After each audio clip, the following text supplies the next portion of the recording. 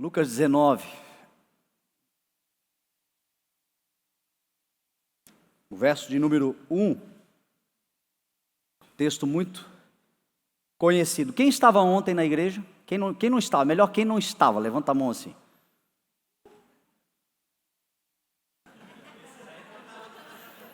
Vocês estavam no casamento, gente? Aleluia.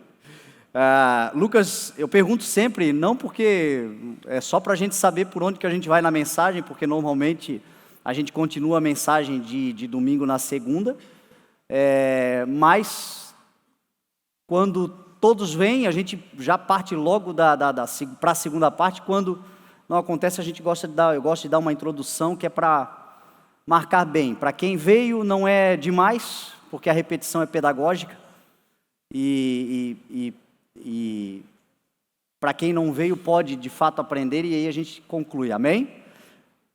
Ontem nós lemos o texto de Lucas 18, verso 31, né?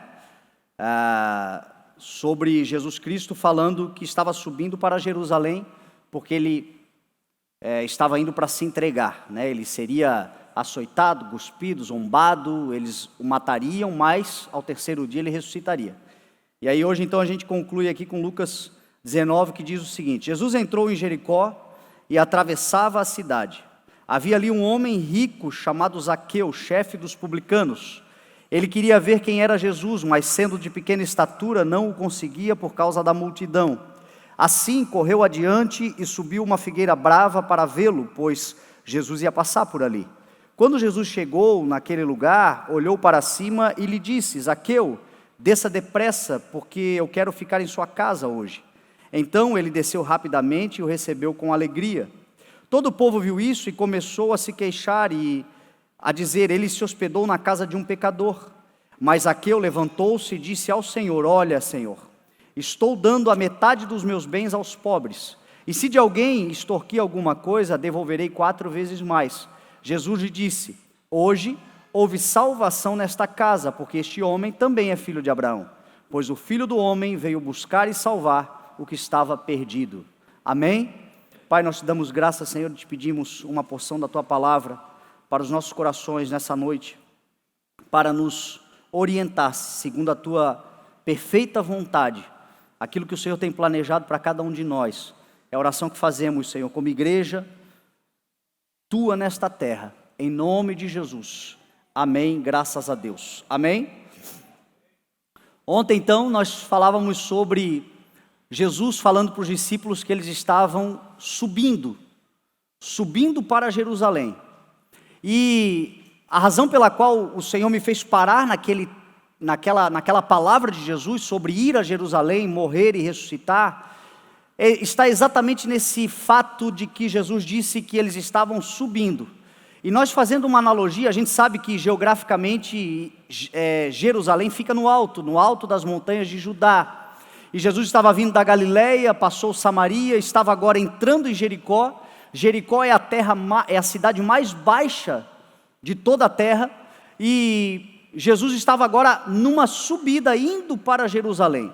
Se nós fizermos um paralelo enquanto igreja, nós também estamos subindo.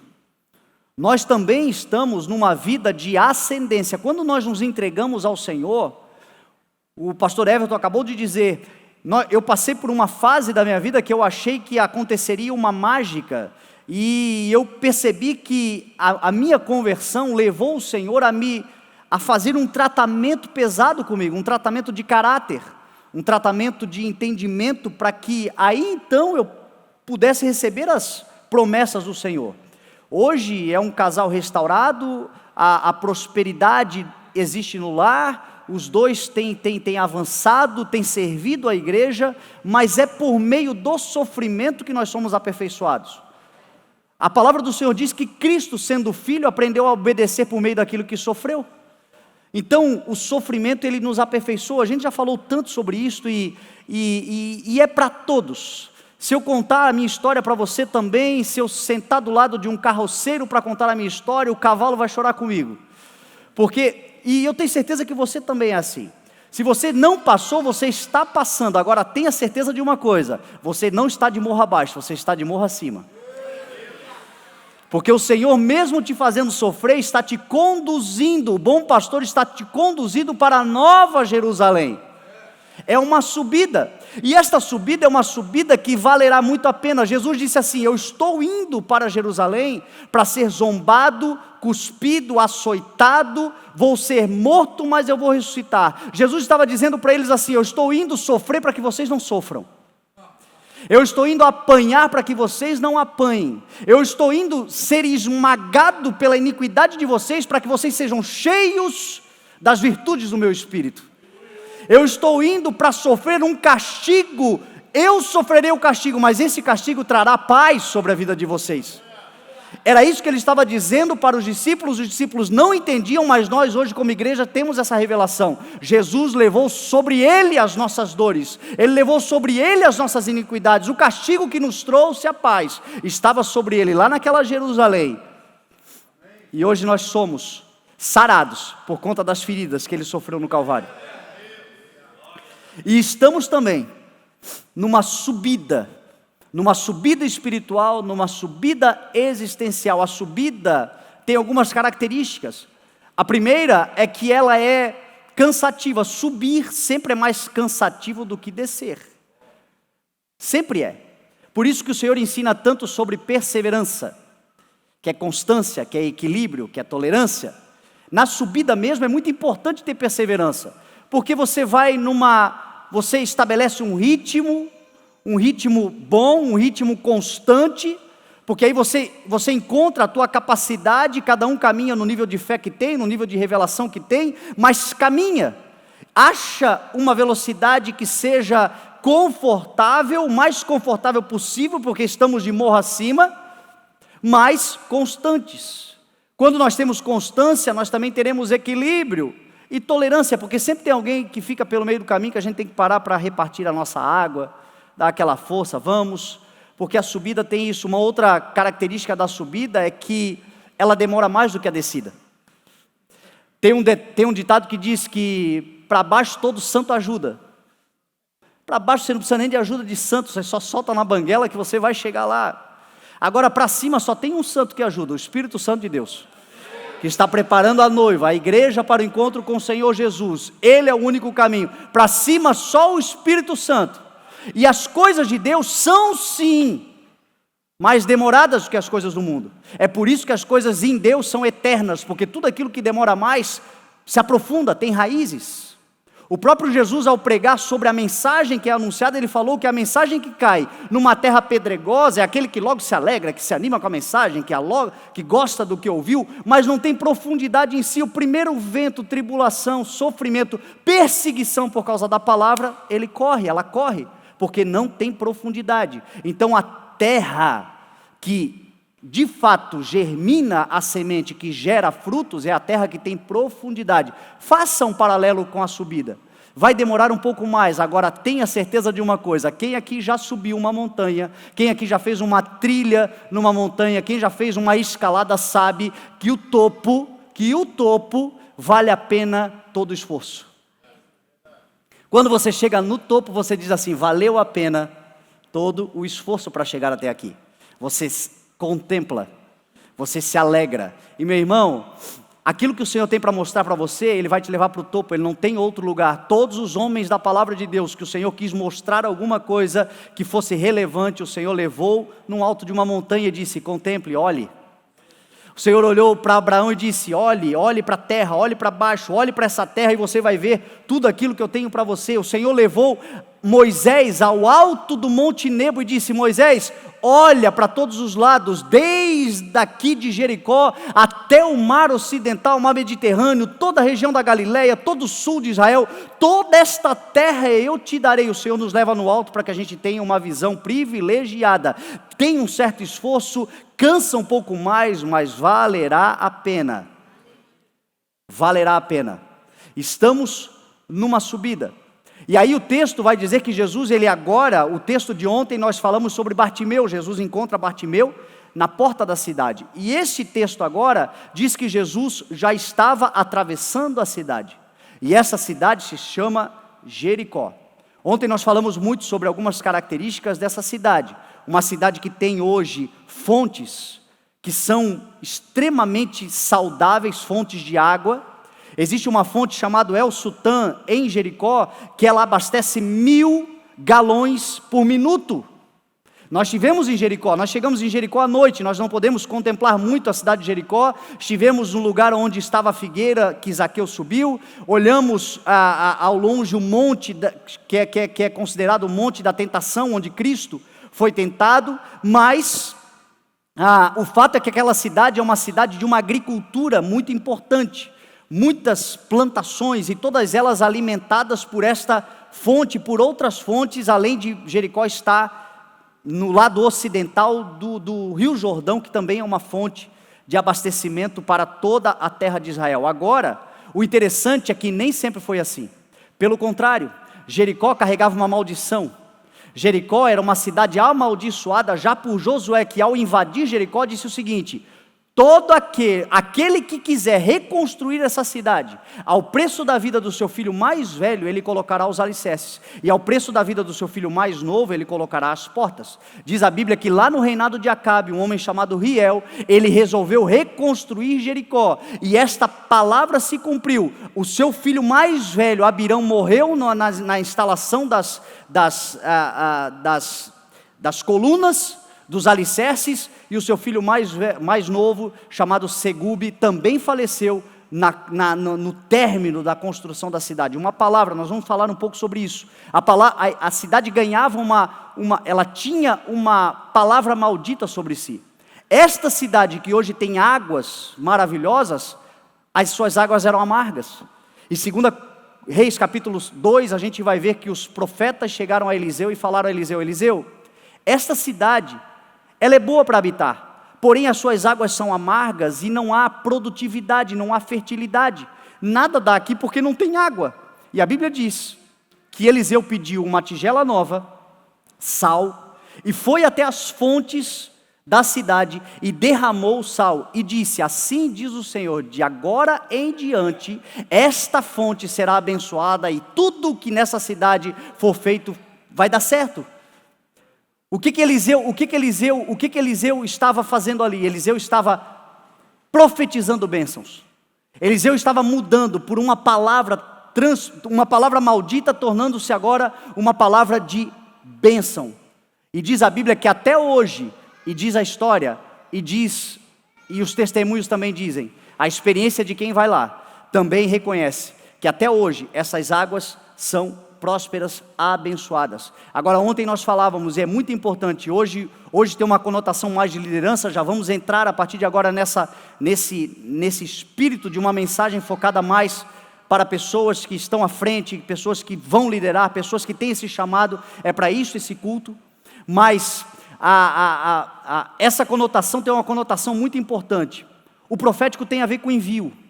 O profético tem a ver com uma palavra de envio. A Bíblia diz em Atos 13 que na igreja de Antioquia havia profetas e mestres que, orando e jejuando, o Espírito de Deus chamou eles para que eles separassem Paulo e Barnabé para a missão que o Senhor tinha. E diz a Bíblia que depois de orarem e jejuarem, os profetas impuseram as mãos sobre eles e os enviaram. Então, o profético tem a ver com envio. Hoje é uma mensagem profética. Não é uma mensagem apenas de recebimento de uma instrução. É também uma mensagem de envio. Porque tudo aquilo que eu aprendo, o Senhor agora conta comigo para que eu manifeste isso lá fora. Para que eu manifeste isso no reino de Deus. O sal tem a ver com igreja e as águas têm a ver com povos. O que isso quer dizer? O que Jesus nos chamou de sal? Vocês são o sal da terra. Sal com propriedades que curam. Sal com propriedades que transformam o amargo em doce. Sal com propriedades de onde nós formos lançados sobre a terra, aquele lugar é um lugar que pode ser curado, que será curado. Creia nessa palavra. Talvez você anda por lugares de pessoas muito amarguradas. Talvez você tenha um ministério dentro da igreja, na igreja, que lida com pessoas que chegam muito feridas, pessoas que chegam adoecidas. Entenda uma coisa, você é sal. E aonde você é colocado, a cura. Águas amargas se tornam doces. Lugar de infertilidade se torna fértil. Lugar de improdutividade se torna produtivo, por causa da unção do Espírito de Deus que está em você. Um espírito de encorajamento, um espírito de coragem, um espírito de ousadia, um espírito de poder para servir, um espírito para capacitar e qualificar pessoas. É para isto que a igreja está na terra. A igreja está na terra para ser sal, para ser um agente de cura pelo poder do nome do Senhor. É muito importante nós entendermos essa palavra, porque a palavra maldita, ela pode destruir. E deixa eu falar uma coisa para você que eu tenho vivido, tenho percebido por experiência.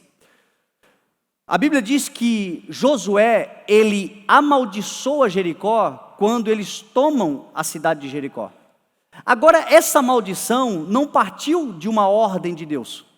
Se você ler o texto de Josué, você vai ver que Josué, ele tomou a atitude, foi ele quem declarou: a partir de agora, aquele que reconstruir essa cidade morrerá, perderá os seus filhos, terá destruição na sua casa. A gente vê que Eliseu também era um profeta muito sanguíneo. Logo depois desse texto que Eliseu cura, o próprio Eliseu, que lançou uma palavra de bênção para curar, em seguida ele vai para uma outra cidade e alguns meninos começam a chamar ele de careca, começam a brincar com ele, e a Bíblia diz que ele amaldiçoa aqueles meninos, e uma ursa sai do meio do mato e devora aqueles meninos. É Velho Testamento, ok. Quando a gente vai para o Novo Testamento, a gente vê Paulo tentando pregar o evangelho para um homem que era um procônsul. E aquele homem estava interessado pelo evangelho, mas tinha um mago que vivia cercando aquele homem, que era um perturbado. E aquele mago, ele estava atrapalhando a pregação do evangelho, e Paulo diz assim, filho do diabo, que gosta de tudo que é injusto, até quando tu te colocarás contra a palavra do Senhor? A partir de agora, tu ficarás cego por algum tempo, e não verás mais a luz. Eu ainda glorifico a Deus, porque Paulo ainda foi um pouco sensato, que Paulo não disse a ele assim, você ficará cego para sempre, é só por algum tempo. Mas o fato é que Deus também não mandou falar. Foi o profeta, que no espírito, muitas vezes irado, fala. E agora deixa eu falar uma coisa para você, nós somos profetas na nossa geração. E a Bíblia diz que a nossa língua tem poder sobre a vida e sobre a morte. E aqueles que utilizam, comem do seu fruto. Sabe o que eu tenho visto por experiência, por observação? Grandes homens de Deus, que têm se levantado muitas vezes com ira, por conta de afrontas que recebem, de ameaças que recebem, de oposição que recebem, e eles se levantam e lançam palavras de maldição sobre pessoas. A pergunta que eu te faço é, pega ou não pega? Eu vou dizer para você que pega, porque a palavra tem muito poder. Agora eu te faço uma outra pergunta, é vontade de Deus que isso aconteça ou não? Não é vontade de Deus. A vontade de Cristo é que nós abençoemos aqueles que nos amaldiçoam. A vontade de Cristo é que a gente ore por aqueles que nos perseguem. A vontade de Cristo é que a gente ame os nossos inimigos. Por que eu vou dizer isso para você? Porque a vida ministerial ou a vida de liderança, você não precisa ser um líder no reino de Deus, você pode ser um líder numa empresa. É uma vida que você lida com muita desonra, você lida com muita ingratidão, você vai lidar com muita deslealdade. E eu vou dizer uma coisa para você, tem hora que a palavra que vem na sua boca é para amaldiçoar. E se você fizer isto, vai pegar para aquele que você amaldiçoou, mas lá na frente vai pegar para você também. Porque o Senhor disse para mim e para você, não amaldiçoem, não vinguem-se, não procurem vingar-se, mas deixem com Deus a vingança. Aquele que o profetiza assim o faz para encorajar, consolar e edificar. O que eu quero dizer para você? Eu acredito, meu irmão, que o ímpio, quando se levanta contra um filho de Deus, pessoas que se levantam em deslealdade, se você lançar uma palavra maldita, e talvez você seja muito tentado, é muito provável que essa palavra pegue, e você talvez até se orgulhe pelo poder que você tem, mas não é o que Deus quer de você. Deixa eu ler para você, só para consolidar isso aqui. Abra sua Bíblia, já que a gente está num culto de Bíblia. 1 Pedro, capítulo 2. Quem vai falar é Pedro, que era um camarada que andava com Jesus, um cara que era ruim de espada, que não é mole, tentou arrancar a cabeça de um, mas não conseguiu. Arrancou só a orelha. E Jesus disse para ele assim: Pedro, larga a espada, porque aquele que pela espada luta, pela espada morrerá. Certa vez Pedro estava do lado provavelmente de Tiago e João, que eram os três mais próximos, e Tiago e João disseram para Jesus: vamos derramar fogo do céu, porque não nos deixaram entrar em Samaria. Quer que nós oremos aos céus e fogo, eu acho que eles estavam muito lá em Sodoma, pensando muito como Elias, que dizia, Eliseu, e Jesus disse assim: as coisas estão mudando. A lei foi dada por intermédio de Moisés, mas a graça e a verdade vieram por meu intermédio.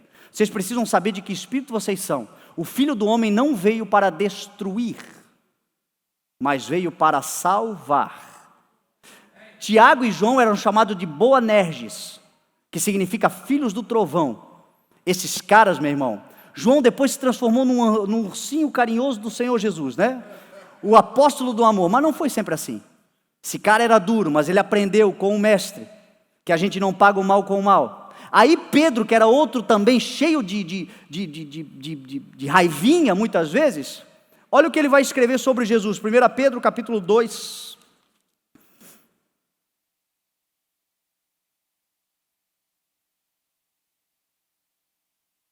Vamos do verso, capítulo 2, 1 Pedro, verso 20.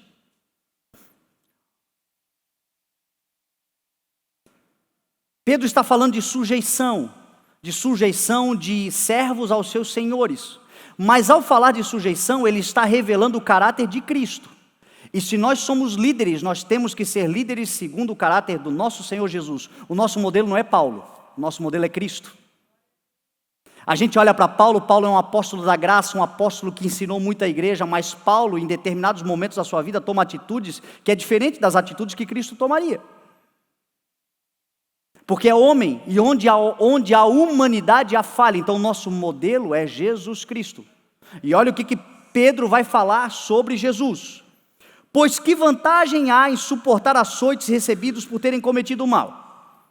Quando faz um mal, apanha porque levou o mal, fez o mal. Mas se vocês suportam sofrimento por terem feito o bem, isso é louvável diante de Deus. Para isso vocês foram chamados, pois também Cristo sofreu no lugar de vocês, deixando-lhes exemplo, para que vocês sigam os seus passos.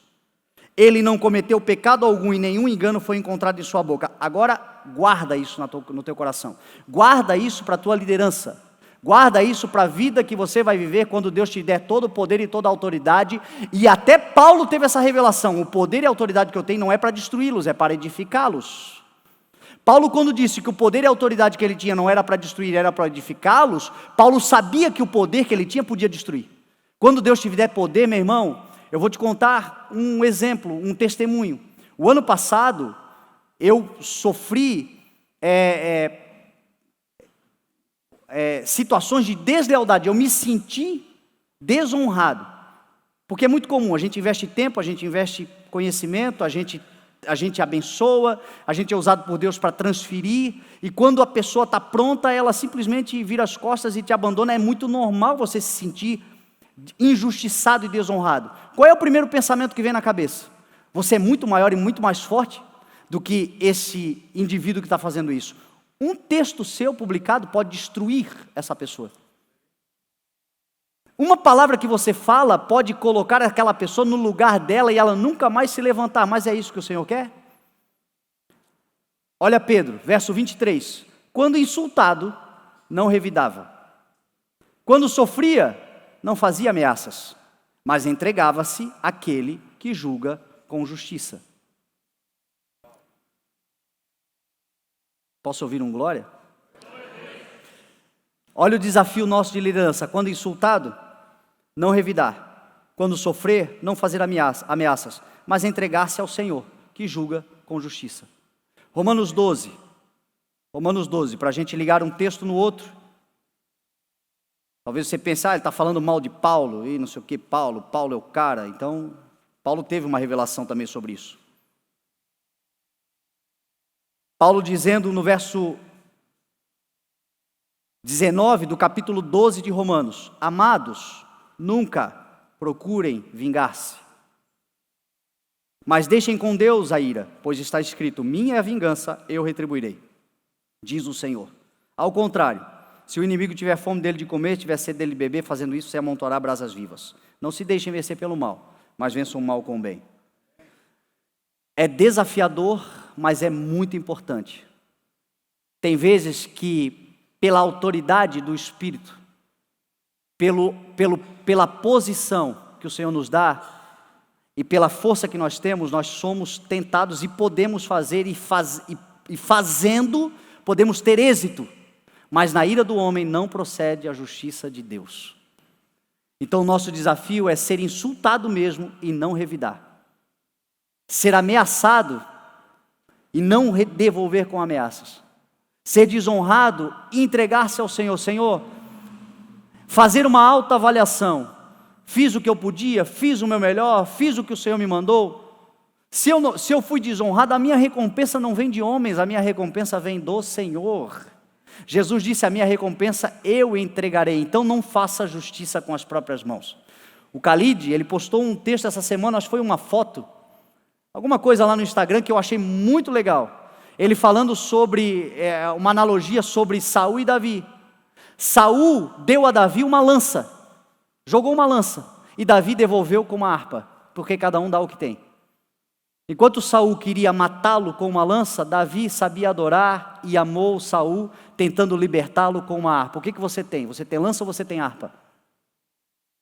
O que nós somos? Líderes segundo o coração de Deus, tal como Davi, ou líderes em desobediência, cujo Espírito de Deus se afasta, tal como Saul, que fazia aquilo que bem entendia, e era um cara vingativo, um cara rancoroso, um cara invejoso, um cara que não suportava crescimento do seu lado. Toda a perseguição de Saul contra Davi partiu de uma inveja, tão somente porque Davi começou a ser honrado.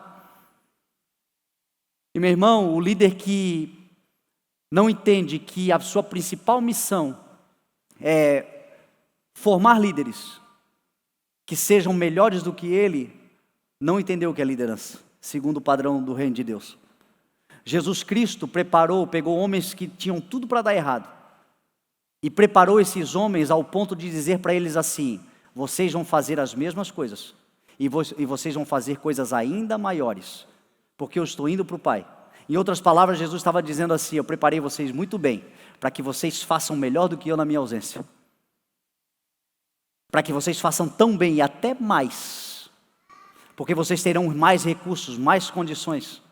E esta é a nossa principal habilidade. Se o Senhor nos coloca num lugar de cabeça, de formação, que a gente possa gerar segundo a nossa espécie, líderes formando líderes, pessoas. Por isso que a principal missão de um pai é fazer do seu filho alguém melhor do que ele.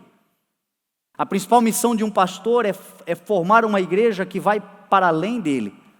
Lá no trabalho onde você está, até porque quando você formar alguém melhor do que você, você não será preterido, o Senhor tem promoção para você. Porque quando você forma alguém melhor do que você, você também está se tornando melhor a cada dia, e algo maior e melhor do Senhor virá sobre a sua vida.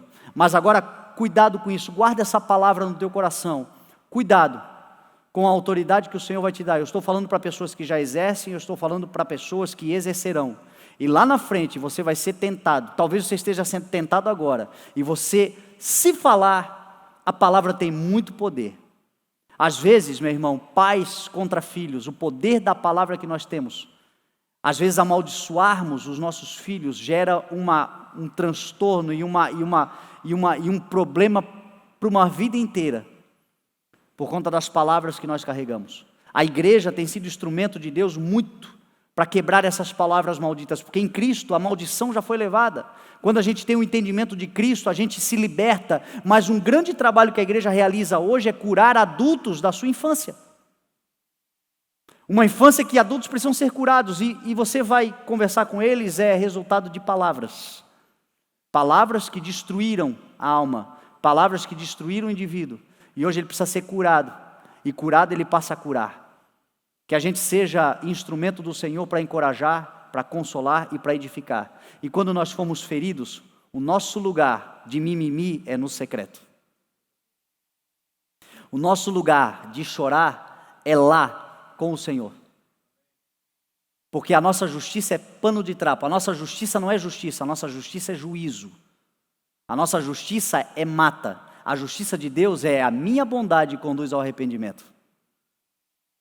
A minha bondade conduz, o meu amor constrangerá. Está ferindo porque é ferido, está ferindo porque ainda não aprendeu. Mas deixa o Senhor mostrar, deixa o Senhor fazer justiça, deixa o Senhor manifestar, deixa o Senhor mostrar até mesmo a ira dele, porque até na ira do Senhor há misericórdia, na nossa não tem misericórdia. Então entrega ao Senhor, confia ao Senhor, justo não se justifica. Quando começarem a falar de você, é um desafio, eu estou falando para você de um entendimento que eu tenho, que cada dia mais eu tento forjar e treinar isso em mim, mas eu também já fui tentado, eu também já falei bobagem, eu também já, miserável filho do diabo, mas não é para isto. A nossa boca é chamada para abençoar. A nossa cidade é uma bênção. Itajaí é uma cidade onde a justiça será estabelecida em nome de Jesus. Estamos aqui com o pastor Kleber, que agora recentemente lançou o seu nome, tentou entrar no conselho tutelar, foi muito bem votado, fez 800 e poucos votos, e muitos desses votos aqui da igreja, para que a gente estabeleça justiça lá no conselho tutelar, para que a gente estabeleça justiça lá na prefeitura, que o Senhor levante vereadores justos nesse ano, uma prefeitura justa nesse ano, governos justos na nossa nação, em todos os setores, um judiciário que tem sofrido tanto com corrupção. Talvez um dos poderes que mais tem sido atacados com corrupção é o poder judiciário, que é onde a gente vai pedir socorro. O Senhor vai levantar homens que estabeleçam de fato a justiça de Deus acima da justiça de homens, em nome de Jesus. Mas isso não começará com a gente indo amaldiçoar, isso começará com a gente abençoando, liberando palavras de bênção. A nossa cidade é uma bênção, o país que a gente vive é uma bênção. Nós temos um país riquíssimo em recursos naturais, que nós nos levantemos como igreja. Para amaldiçoar já tem um monte, que a igreja se levante para abençoar, e que se levante homens justos na nossa nação, em nome de Jesus.